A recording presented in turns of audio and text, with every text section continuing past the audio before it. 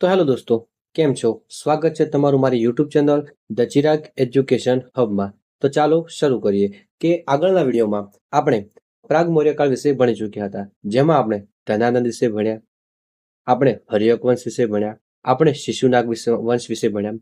હવે આપણે આજથી જે આપણી સ્ટોરી ચાલુ હતી તેમાં આપણે મૌર્યકાળ આવ્યો હતો કે શું થાય છે કે ચંદ્રગુપ્ત મૌર્ય અને કહી શકાય કે ચંદ્રગુપ્ત મૌર્ય અને સેલ્યુકસ નિકેટર વચ્ચે આગળ શું થયું તેટલા એને અટકાઈને ઊભું હતું. તો હવે તેની આપણે આગળ વાત કરીશું. તો વાત કરીએ કે મૌર્યકાળની. તો જો અહીંયા નકશામાં મેં તમને એક ચિત્ર દર્શાવ્યું છે અને અહીંયા મેં ચંદ્રગુપ્ત મૌર્યને દર્શાવવાની કોશિશ કરી છે. આગળ વાત કરીએ તો મૌર્યકાળ. તો મૌર્યકાળમાં કે ભારતના પ્રામાણિક ઇતિહાસની શરૂઆત હર્યક વંશથી થાય છે. કે ભારતના પ્રામાણિક ઇતિહાસની શરૂઆત ક્યાંથી થાય છે? હર્યક વંશથી. જ્યારે ગુજરાતના પ્રામાણિક ઇતિહાસની શરૂઆત ક્યાંથી થાય છે? મૌર્ય વંશથી.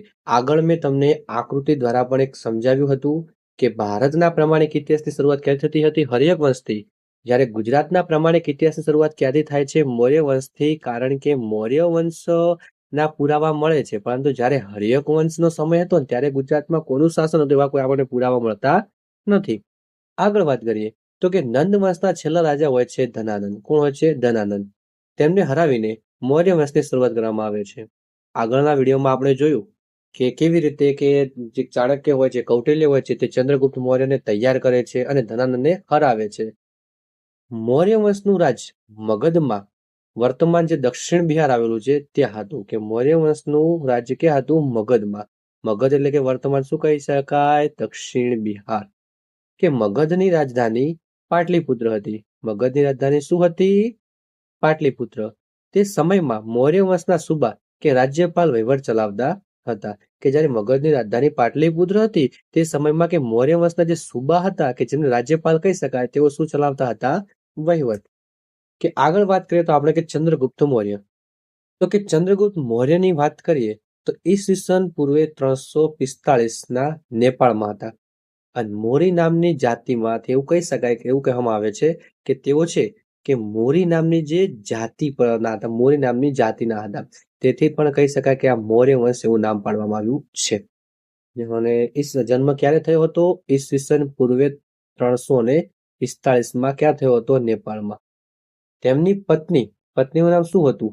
દુર્ધરા. તેમની પત્નીનું નામ શું હતું? દુર્ધરા. જે કોની પુત્રી હતી? ધનાનંદની. ગુજરાતનો સૂબો પુષ્પગુપ્ત વૈશ્ય. આ પણ પ્રશ્ન ઘણી ખરી એક્ઝામમાં પૂછાય છે કે ગુજરાતના સૂબા તરીકે કોને ઓળખવામાં આવે છે? તો પુષ્પગુપ્ત વૈશ્ય. અને તેમના ગુરુ કોણ હોય છે? ચાણક્ય. કે ચંદ્રગુપ્ત મૌર્યના ગુરુ કોણ હોય છે? કે ચાણક્ય એટલે કે કૌટિલ્ય. કે પુરાણમાં ચંદ્રગુપ્તને શુદ્ર માને છે, જ્યારે બૌદ્ધ અને જૈન ગ્રંથો તેને ક્ષત્રિય માને છે. હવે તમારા મનમાં એવું પણ કહી શકાય કે કન્ફ્યુઝન થતી હશે કે પ્રશ્ન થતો હશે કે વળી આ શુદ્ર એટલે શું અને આ ક્ષત્રિય વિશે? આ ક્ષત્રિય વિશે તો કહી શકાય ઘણા ખરાને ખ્યાલ હશે, પણ આ શુદ્રને શું છે તે તો એ પણ હું તમને આગળ થોડું સમજાવીશ. કે સિંધ અને પંજાબના લોકોને વિદેશી લોકોથી મુક્ત કર્યા હતા, જેથી તેને મુક્તિદાતા તરીકે પણ ઓળખવામાં આવે છે. કે ચંદ્રગુપ્ત મૌર્ય હતો તેને સિંધ અને પંજાબના જે લોકો હતા ને તેમને કહી શકાય કે મુક્ત કર્યા હતા. કે સિંધ અને પંજાબના લોકોને વિદેશીઓથી મુક્ત કર્યા હોવાથી ચંદ્રગુપ્ત મૌર્યને શું કહેવામાં આવે છે? મુક્તિદાતા તરીકે ઓળખવામાં આવે છે. આવું એમસીક્યુમાં પૂછાઈ શકે કે કયા રાજાને મુક્તિદાતા તરીકે ઓળખવામાં આવે છે? તો આપણો જવાબ શું આવશે? ચંદ્રગુપ્ત મૌર્ય. આગળ જોઈએ. હવે જુઓ, મેં તમને આગળ વાત કરી કે આપણા જે કહી શકાય કે 4 વર્ણ છે. પહેલા જે રાજાઓ હતા ત્યાં રાજાના સમયમાં 4 વર્ણ હતા. હવે હિન્દુ ધર્મમાં 4 વર્ણની વાત કરવામાં આવી છે. હિન્દુ ધર્મમાં કેટલા વર્ણની વાત કરવામાં આવી છે? તો કે હિન્દુ ધર્મમાં કેટલા? 4 વર્ણની વાત કરવામાં આવી છે. તમે પહેલું કહી શકાય કે બ્રાહ્મણ. પહેલો કોણ હતો? બ્રાહ્મણ. બ્રાહ્મણ શું કરતા? પૂજા, પ્રાર્થના, જે કહી શકાય કે જે ગ્રંથોનું લખાણ કરવું હોય, કોઈ કહી શકાય કે કોઈ ધાર્મિક ક્રિયા કરવી હોય તો તે કોણ કામ કરતા હતા? બ્રાહ્મણ. પછી બીજો છે ક્ષત્રિય. ક્ષત્રિય એવા લોકો કે જે રાજા હતા, મહારાજાઓ હતા, જેઓ યુદ્ધો લડતા હતા. ત્રીજો હતો વૈશ્ય એટલે કે વેપારી, જેઓ વેપાર કરતા હતા, કોઈ દુકાનો ચલાવતા હતા, કહી શકાય કે કોઈ ધાન્યની દુકાનો હોઈ શકે, કોઈ શાકભાજીની દુકાન હોઈ શકે, એવી નાની નાની મોટી મોટી દુકાનો ચલાવતા તેમને શું કહેવાતું હતું? વૈશ્ય. અને સૌથી નાનામાં નાનો વર્ગ હોય ને એ સમયમાં તો તે શૂદ્ર હતો, એટલે કે મજૂર. જે લોકો મજૂરી કરતા ને તેમને શૂદ્ર કહેવામાં આવતા હતા. તે કહી શકાય કે તે સમયમાં સૌથી નાનામાં નાનો વર્ણ હોય ને તો તે હતો શૂદ્ર. હવે આગળ વાત કરીએ તો કે મૌર્યકાળના શરૂઆતથી અને ચંદ્રગુપ્ત મૌર્યના સમયથી ગુજરાતના પ્રામાણિક ઇતિહાસની શરૂઆત થાય છે 322 થી 298 કે સૌરાષ્ટ્રના સુબા તરીકે પુષ્પગુપ્તની નિમણૂક કરવામાં આવે છે. કે જ્યારે ચંદ્રગુપ્ત મૌર્ય હોય છે તે કહી શકાય કે જ્યારે પોતાની જીત હાંસલ કરી લે છે એના પછી જે સૌરાષ્ટ્રના સુબા તરીકે પુષ્પગુપ્તની નિમણૂક કરે છે તેનું વહીવટ મથક ગિરિનગર એટલે કે હાલનું ગિરનાર હતું. તેનું વહીવટ મથક કયું હતું? ગિરિનગર, જે વર્તમાનમાં કયા નામે ઓળખાય છે? ગિરનાર. હવે પુષ્પગુપ્તે શું કર્યું હતું? સુદર્શન તળાવ બંધાવ્યું હતું. પુષ્પગુપ્ત હોય છે તેને શું કરે છે? સુદર્શન તળાવ. હવે આ સુદર્શન તળાવમાં જો તેનો વિચાર કેવો હતો કે સુદર્શન તળાવમાંથી ખેતી માટે લોકોને સિંચાઈ કરી શકાય, નહેરો બનાવી શકાય. પણ કહી શકાય કે આ જે વસ્તુ છે તે અલગ અલગ રાજાઓના સમય અલગ અલગ થાય છે. કે પુષ્પગુપ્ત હોય છે તે ખાલી સુદર્શન તળાવનું નિર્માણ જ કરાવે છે. આગળ એમાં કહી શકાય કે તેમાંથી નહેરો બનાવવામાં આવે છે, પણ તે અલગ અલગ રાજા. તેમ જેમ જેમ હું આવીશ તેમ તેમ સમજાવીશ. પરંતુ પ્રશ્ન એવો પૂછાય કે સુદર્શન તળાવનું નિર્માણ કોને કરાવ્યું હતું? તો આપણો જવાબ શું આવશે? પુષ્પગુપ્ત. આગળ વાત કરીએ તો ચંદ્રગુપ્ત મૌર્ય અને વર્સિસ સેલ્યુકસ નિકેટર. તો આપણી કહાની આવી હતી ને કે ચંદ્રગુપ્ત કે કહી શકાય કે જે સિકંદર હોય છે તે પોતાનું જે આખું રાજપાટ હોય છે સેલ્યુકસ નિકેટરને આપી શકે છે. હવે સેલ્યુકસ નિકેટર એ શું કરે છે તો કે પાછો એના મનમાં પણ સિકંદરની જેમ કહી શકાય કે દુનિયા જીતવાનું જીવવાનો વિચાર આવે છે. પાછો ત્યાં મગજ ઉપર આક્રમણ કરે છે અને તેમના વચ્ચે કહી શકાય કે એવું યુદ્ધ થાય છે. હવે શું થાય છે, શું નથી થતું તે આપણે અંદર જોઈએ કે સેલ્યુકસ નિકેટર ભારતીય પ્રદેશો પર ફરી કબજો જમાવવા આવ્યો. કહ્યું ને કે પહેલા જેમ જે સિકંદર હતો તે આવ્યો હતો, એના પછી કોણ આવે તો કે સેલ્યુકસ નિકેટર. કે ઈસવીસન પૂર્વે 305. આ જે કહી શકાય કે જે ડેટ છે એ હાઇલાઇટ કરી લેજો અને મગજમાં બેસાડી લેજો. ઘણી જગ્યાએ પૂછાય છે કે ઈસવીસન પૂર્વે 305માં ચંદ્રગુપ્ત સાથેના યુદ્ધમાં તેનો પરાજય થયો. કોનો પરાજય થયો? ઈસવીસન પૂર્વે 305માં ચંદ્રગુપ્ત સાથેના યુદ્ધમાં તેનો પરાજય થયો. કોનો પરાજય થયો તો કે સેલ્યુકસ નિકેટરનો પરાજય થયો. આ સંધિ મુજબ સેલ્યુકસ નિકેટરે પોતાના વિશાળ પ્રદેશો કાબુલ, કંદહાર, હેરાત અને બલુચિસ્તાન તે ચંદ્રગુપ્તને સોંપ્યા અને તેની પુત્રી હેલેના સાથે ચંદ્રગુપ્તના લગ્ન કરાવ્યા હતા. આ પણ એક હાઇલાઇટ કરાય જેવી બાબત છે કે કાબુલ, કંદહાર, હેરાત અને બલુચિસ્તાન કોણ આપે છે? સેલ્યુકસ નિકેટર. કોને આપે છે? ચંદ્રગુપ્ત મૌર્યને. ક્યારે આપે છે? ઈસવીસન પૂર્વે 305ના યુદ્ધમાં તે હારી જાય છે અને પોતાની પુત્રી હોય છે જેનું નામ છે હેલેના. હેલેનાના લગ્ન કરાવે છે. જો હવે ચંદ્રગુપ્ત મૌર્યની કેટલી પત્ની થઈ? 2. પહેલી કઈ હતી? દુર્ધરા. કોની પુત્રી હતી? ધનાનંદની. આ કઈ થઈ? હેલેના.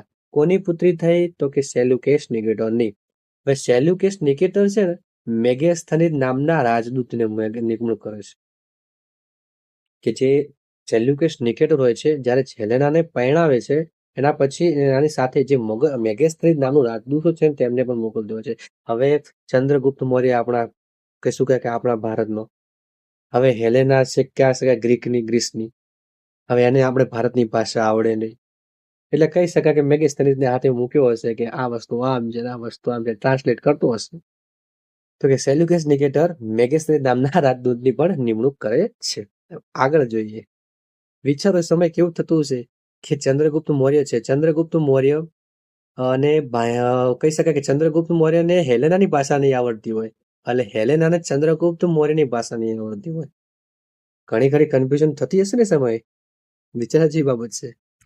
હવે આગળ વાત કરીએ તો કે મેગેસ્થનીસ કોણ હતો તો કે મેગેસ્થનીસ કોણ હતો કે સેલ્યુકસ નિકેટરે તેને નિમણૂક કર્યો હતો. સેલ્યુકસ નિકેટર દ્વારા તેમને રાજદૂત તરીકે નિમણૂક કરવામાં આવે છે. તો કે નિમણૂક કોણ કરે છે તો કે સેલ્યુકસ નિકેટર. કે જે આ ચંદ્રગુપ્ત મૌર્યના દરબારમાં જે મેગેસ્થનીસ નિમણૂક કોણ કરે છે તો સેલ્યુકસ નિકેટર કરે છે. પછી કોનો દરબાર હોય છે તો ચંદ્રગુપ્ત મૌર્યનો. આ પ્રશ્ન પણ હાઇલાઇટ કર્યા જેવો છે કે તેને એક પુસ્તક લખ્યું હતું જેનું નામ છે ઇન્ડિકા. ઇન્ડિકા નામનું પુસ્તક કોણે લખ્યું છે? તો મેગેસ્થેનીએ. અને તેને ભારતના ઇતિહાસના પિતા તરીકે ઓળખવામાં આવે છે. હવે તમે કહેશો કે ઇતિહાસના પિતા તો હેરોડોટસ છે, પરંતુ આ પ્રશ્ન જગ્યાએ કન્ફ્યુઝ ન થતા. જુઓ કે એવું પૂછ્યું હોય કે ઇતિહાસના પિતા તરીકે કોણે ઓળખાય છે? તો હેરોડોટ્સ. ઇતિહાસના પિતા કોણ? હેરોડોટ્સ. પરંતુ ભારતીય ઇતિહાસના પિતા તરીકે કોણ ઓળખાય છે? તો મેગેસ્થનીસ. ભારતીય ઇતિહાસના પિતા મેગેસ્થનીસ. જ્યારે ખાલી ઇતિહાસના પિતા પૂછીએ તો શું આવશે? હેરોડોટ્સ. આગળ વાત કરીએ તો કે પ્રથમ જૈન સભાનું આયોજન. આ વસ્તુ મેં આગળ તમને સમજાવી પણ છે, પણ તો એકવાર જોઈ લઈએ કે પ્રથમ જૈન સભાનું આયોજન. એક મિનિટ, હું પોઈન્ટર લઈ દઉં કે પ્રથમ જૈન સભાનું આયોજન થાય છે તે સ્થળ કયું હોય છે? તો કે પાટલીપુત્ર. વર્તમાન ક્યાં આવેલું છે? તો કે બિહારમાં. સમય કયો હોય છે? ઈસવીસન પૂર્વે 298. કોના? ચંદ્રગુપ્ત મૌર્યના સમયકાળમાં થાય છે. અધ્યક્ષ કોણ હોય છે? સ્થૂલભદ્ર સૂરી. આ વસ્તુ મેં આગળ તમને સમજાવી ચૂક્યો છું, પણ એકવાર આપણે તો એ શું કહે કે રિવિઝન થઈ જાય.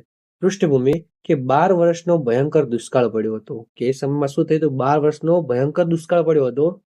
આ દુષ્કાળને કારણે જૈન સાધુઓ સ્થૂલભદ્રના નેતૃત્વમાં મગધમાં રહ્યા, જ્યારે ભદ્રબાહુના નેતૃત્વમાં અન્ય સાધુઓ દક્ષિણ ભારતમાં ગયા. આ કારણે જૈન આગમ ગ્રંથોનું જ્ઞાન વિખેરાઈ ગયું.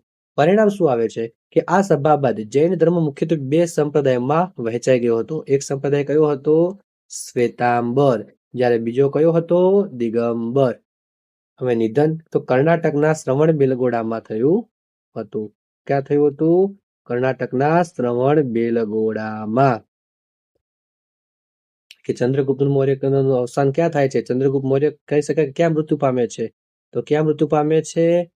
તો કે કર્ણાટકના શ્રવણબેલગોળામાં. ક્યારે? ઈસવીસન પૂર્વે 297. હવે અહીંયાથી અહીંયા સુધી આપણે ચંદ્રગુપ્તની વાત હતી. હવે આગળ ચંદ્રગુપ્તનો પુત્ર આવશે. તો ચંદ્રગુપ્તના પુત્રની વાત કરીએ તો કે બિંદુસાર. હવે તમને મનમાં થતું હશે આનું નામ બિંદુસાર જ કેમ પડ્યું? તો આના ઉપર પણ એક સ્ટોરી છે. હું તમને પહેલા તમને સ્ટોરી સમજાવી લઉં કે કેવું હોય છે કે જ્યારે ચંદ્રગુપ્ત નાનો હોય છે, જ્યારે ચંદ્રગુપ્ત નાનો હોય છે ત્યારે કૌટિલ્ય હોય છે ને વિચાર કરે છે કે જ્યારે આ રાજા મોટો થશે, જ્યારે ચંદ્રગુપ્ત મોટો થશે તો ઘણા ખરા લોકો તેના શું કહેવાય કે તેને મારવા માટે કંઈ પણ ષડયંત્ર રચી શકશે. તે ગમે તેવા પ્રયાસ કરશે, તેના ખાવામાં કંઈક મિલાઈ નાખશે. તો તે શું કરે છે કે જ્યારે ચંદ્રગુપ્ત નાનો હોય છે, ત્યારે કહી શકાય કે સોયની જે અણી આવે ને, અહીંયા તે સોય કે ટાંકણીની જે અણી આવે તેના બરોબર તે એક ટીમ્પુ કહી શકાય કે તેને નાનપણથી જ શું કહેવાય છે કે ઝેર આપવાનું તેને ચાલુ કરે છે. તેને ઝેર આપવાનું ચાલુ કરે છે. તે ધીરે ધીરે મોટો થાય છે. તે મોટો થાય છે ને તો એને કહી શકાય કે એક એના શરીરને તે ઝેરની આદત થઈ જાય છે. ઝેરની તેના શરીરને આદત થઈ જાય છે. પછી તે એક ઢાંગણું પણ ઝેર પડી જતો ને તો તેને કોઈ ફરક પડતો નહીં. હવે એવું નથી કે ચંદ્રગુપ્ત મૌર્યને ખબર નથી. ચંદ્રગુપ્ત મૌર્યને પણ ખબર છે કે તેમના ખાવામાં ઝેર હોય છે. ચાણક્ય તેમને કહેલું હોય છે. પરંતુ હવે એકવાર બને છે કેવું કે કૌટિલ્ય તેમના ખીરમાં કે ઝેર મિલાવીને તેમને ખવડાવવા માટે તૈયાર કરે છે. હવે બને છે એવું કે આ વાતની ખબર તેમની પત્ની દુર્ધરા હોય છે ને તેમને ખબર હોતી નથી. દુર્ધરાને ખબર નથી હોતી કે મારા પતિને થોડું ઝેર આપવામાં આવે છે. હવે એક વખત દુર્ધરા જ્યારે તેમને મળવા જાય છે ત્યારે ચંદ્રગુપ્ત કહી શકાય કે ચંદ્રગુપ્ત મૌર્ય છે તે તેમના કામમાં વ્યસ્ત હોય છે. ત્યારે દુર્ધરા શું કરે છે કે તેમની જે તૈયાર કરેલી ખીર હોય છે તે દુર્ધરા પી લે છે. હવે દુર્ધરા તે ખીર ખાઈને તે જાય છે પોતાના શયન કક્ષમાં. ત્યાં કહી શકાય તેના રૂમમાં જતી રહે છે અને ત્યાં જઈને સૂઈ જાય છે અને ત્યાં બેહોશ થઈ જાય છે. હવે જ્યારે ત્યાં બીજા લોકો જાય છે, કારણ કે દાસીઓ બીજી જઈ હશે, ત્યારે ખબર પડે છે કે તે બેહોશ પડ્યા છે. ત્યારે રાજમાંથી રાજવૈદ બોલાવવામાં આવે છે અને તપાસ કરવામાં આવે છે. તો તેમના શહેરમાં ઝેર મળે છે. તો તેમને બધી વાતની ખબર પડી જાય છે કે જ્યારે ત્યાં બાજુમાં ખીરનો વાટકો ખાલી પડ્યો હોય છે ત્યારે ચંદ્રગુપ્ત મૌર્ય સમજી જાય છે કે શું થયું છે. ત્યારે દુર્ધરા તો મૃત્યુ પામે છે, પણ જેમ તેમ કરીને તેમના પુત્ર હોય છે જે બિંદુસાર, તેમને બચાવી લેવામાં આવે છે. પણ જ્યારે તેમને જન્મ થાય છે ને ત્યારે તેમના જે મોઢા હોય છે ને તેના ઉપર કહી શકાય કે જે ઝેરના હોય છે ને ટપકા હોય છે, બિંદુ જોવા મળે છે, જેના કારણે તેનું નામ શું આપવામાં આવે છે? બિંદુસાર. હવે બિંદુસારનું ઉપનામ શું હતું? થોડું આપણે બિંદુસાર વિશે પણ જાણવું પડશે ને. તો બિંદુસારનું ઉપનામ શું હતું? તો બિંદુસારનું ઉપનામ હતું અમિત્રઘાત. કયા સંપ્રદાય માનતો હતો? આજીવક સંપ્રદાયમાં માનતો હતો. કે પ્રશ્ન પૂછાઈ શકે કે બિંદુસાર કયા સંપ્રદાયમાં માનતો હતો? તો કે આજીવક સંપ્રદાય. તેના પ્રધાનમંત્રીની વાત કરીએ તો પહેલા કોણ હોય છે? ચાણક્ય હોય છે. અને ચાણક્ય પછી કોણ બને છે? ખલ્લાટક. બિંદુસારને વિવિધ રચનામાં સિંહસેન અને ભદ્રસાર પણ કહ્યો છે. કે બિંદુસારને જે અમુક ઘણી બધી એવી રચનાઓ છે જેમાં જે બિંદુસારનો ઉલ્લેખ છે સિંહસેન તરીકે પણ થયો છે અને ભદ્રસાર તરીકે પણ થયો છે.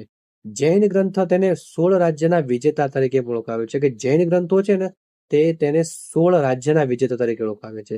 કે બિંદુસારે ડાયનેક્સ પાસે સૂકા અંજીરની માગણી કરી હતી. કે બિંદુસારે જે ડાયનેક્સ હોય છે તેના પાસેથી શું માગણી કરે છે? સૂકા અંજીરની માગણી કરે છે. હવે આજીવક સંપ્રદાયના સ્થાપક હતા મકબલીપુત્ર ઘોષાલ. હવે આ પ્રશ્ન પણ પૂછાય છે ઘણી વાર કે બિંદુસાર કઈ સંપ્રદાયમાં માનતો હતો? આજીવક. પરંતુ જે આજીવક સંપ્રદાય છે તેના સ્થાપક કોણ હતો? તો કોણ આવશે? મકબલીપુત્ર ઘોષાલ. હવે નિયત અને ભાગ્યમાં માનનાર સંપ્રદાય છે. આ જે કહી શકાય આજીવક સંપ્રદાય છે તે નિયત કહી શકાય કે નિયત અને ભાગ્યમાં માનનાર સંપ્રદાય હતો. આગળ જોઈએ તો કે બિંદુસારના સમયમાં થયેલા વિદ્રોહ. હવે બિંદુસારના સમયમાં બે વિદ્રોહ થાય છે જેમાં એક તક્ષશિલામાં થાય છે જેમાં સુસીમ હોય છે, એક અવંતીમાં થાય છે એમાં અશોક હોય છે. હવે અહીંયા જે સુસીમ હોય છે તે શું થાય છે? નિષ્ફળ જાય છે. સુસીમ હોય છે ને તે નિષ્ફળ જાય છે જ્યારે અશોક હોય છે સફળ થાય છે. આ બંને કોણ હતા? સુસીમ અને અશોક કોણ હતા? તો કે બિંદુસારના પુત્રો હોય છે. હવે એક આ થોડું પણ જોઈ લઈએ કે રાજદૂત કે બિંદુસારના સમયમાં બે રાજદૂત આવે છે. એકનું નામ હોય છે ડાયમેક્સ અને બીજાનું નામ હોય છે ડાયનોસિયસ. એકનું નામ શું હોય છે? ડાયમેક્સ, બીજાનું નામ ડાયનોસિયસ. હવે ડાયમેક્સ શું છે કે સિરિયાના રાજા એન્ટીઓક્સના રાજદૂત હોય છે. મદિરા અને સૂકા અંજીર લઈને આવે છે. કે ડાયમેક્સ શું લઈને આવે છે? મદિરા અને સૂકા અંજીર. અને આ ડાયનોસિયસ હોય છે મિસરના રાજા ફિલાન્ડેક્સનો રાજદૂત હોય છે. કે ડાયનોસિયસ કોણ હોય છે? મિસરના રાજા હોય છે રાજા ફિલાન્ડેક્સ, તેનું રાજદૂત હોય છે. જ્યારે ડાયમેક્સ છે સિરિયાના રાજા હોય છે એન્ટીઓક્સ, તેનો રાજદૂત હોય છે. અને આ ડાયમેક્સ છે એ મદિરા અને સૂકા અંજીર કહી શકાય કે આલ્કોહોલ તે લાવે છે. તો આજના વિડીયોમાં બસ આટલું જ. મળીએ હવે નેક્સ્ટ વિડીયોમાં. આવજો.